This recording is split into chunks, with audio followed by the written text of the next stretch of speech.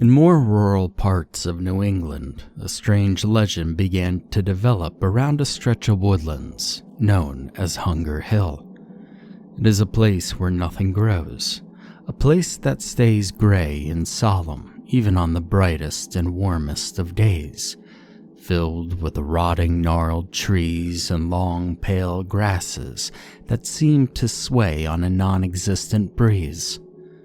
Many would argue that it is a place that exists in a darkness of its own.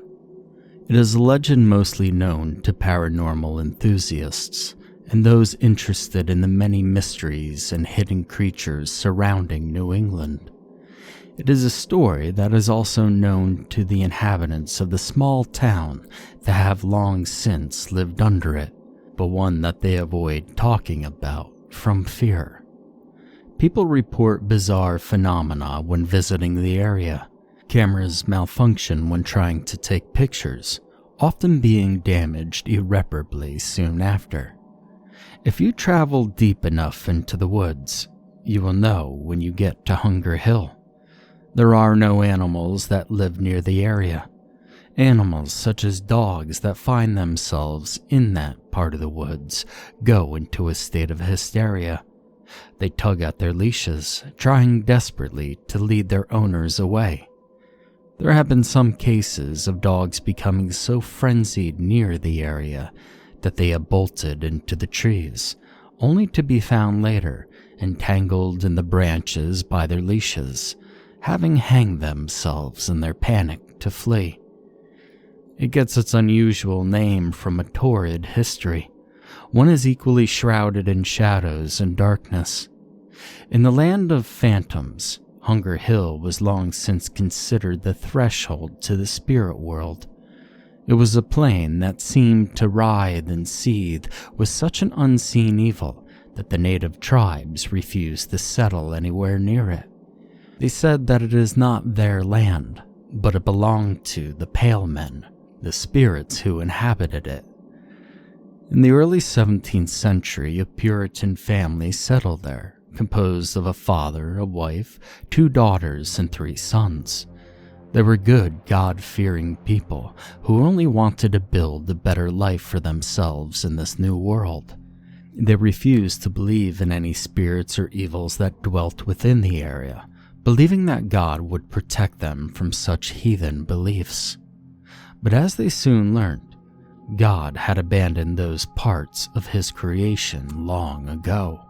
After a bitter winter, the family were all found slaughtered within their house.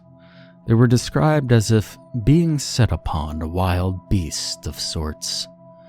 Their bodies were covered in horrific wounds, and teeth marks much smaller than any bear or wolf, but as powerful to have bit down to the bone. All were found brutally dealt with, except for the family's eldest son. His body was nowhere to be found on the property. A warrant was immediately put out by the community for his arrest and hanging, blaming him for the brutal murder of his family. But the snow and winds prevented the men from embarking on a sufficient search party, as well as a deep superstition of the area and the wood devils purported to be lurking within. White, almost humanoid creatures who screeched at night, their shrill inhuman voices running through the town. They never found any trace of him, so they presumed him to be dead, and life went on as normal in the village, although with an added new fear of the woods on the outskirts. Although the story of the family soon faded into local legend, mothers used their story to ward their children away from the woods. Despite their good intention, there was still the odd few who vanished while playing too deep in there, never to be seen again. But the ones who fell most afoul of the area, aside from the few curious children foolish enough to wander, were strangers, people new to the area and ignorant to the fear that surrounded Hunger Hill. In 1928, a man by the name of Otto Barr came to the town. He was the son of 2 East German-born immigrants and a writer who wanted to compile a book on the mysteries of New England. He had heard of the mysterious story that surrounded the area and had become fascinated enough to travel there and research it. Despite the concerns of the locals, he ventured up into the woods alone. When the evening he had left on turned to night, and night became day, then 2 nights, the police were contacted. They compiled an extensive search of the surrounding woodland, but it seemed as if the unfortunate man's body had vanished without a trace. Only a few of his earthly possessions were found: tattered strips of cloth, later identified by his widow as being torn from the back of the jacket he had been wearing; his spectacles, found half buried in the fallen leaves; and a journal. He had been using it for research, but most of the pages had fallen out by the time the police had found it. 2 miles away from the area Otto had last been seen in. A last frenzied entry had been scribbled. "I hear them scream at night. They scream so loudly that my ears might burst. And I scream now too, in hopes that God might save me from this place. But nothing is as it seems. I have passed the same tree 5 times now, but I am still no closer to the village. It has been 3 days. Water and food is rapidly becoming scarce. There's hideous roots, and I see their forms dance between the trees, pale shadows. In the day, they whisper to me. They whisper terrible things. God, why won't they stop screaming?"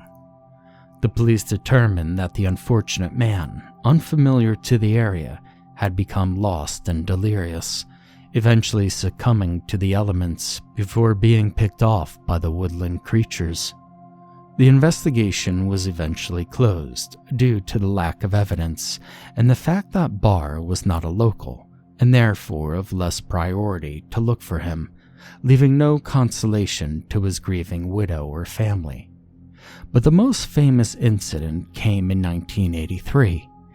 In the years that have followed it, it has almost become as legendary as the family of settlers who perished there. It had become the stuff of hushed ghost stories in the drunken corners of taverns and in high school locker rooms across New England. The circumstances have been stretched and exaggerated to the point that it's almost laughable, but the truth remains untouched. 5 college-aged friends ventured into the forest on a hiking trip one summer.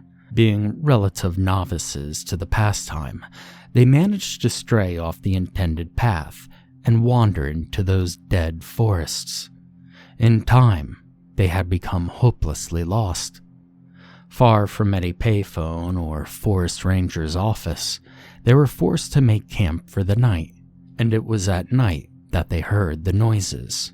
Horrible, high-pitched cries of something they tried to convince themselves was a coyote. But coyotes' howls did not sound like the hideous sounds they heard that night in those woods. After all, coyotes certainly don't sound like a human screaming.